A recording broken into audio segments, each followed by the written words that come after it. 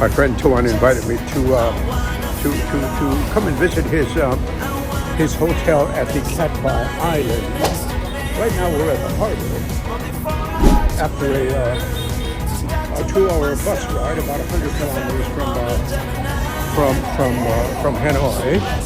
And so we're at this meeting point of all the tourists who are waiting to access the boat.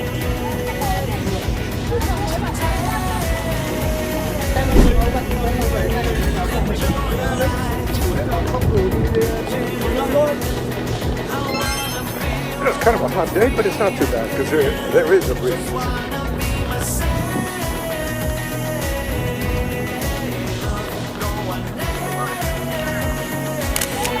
There's this smell of ocean, the smell of fish actually.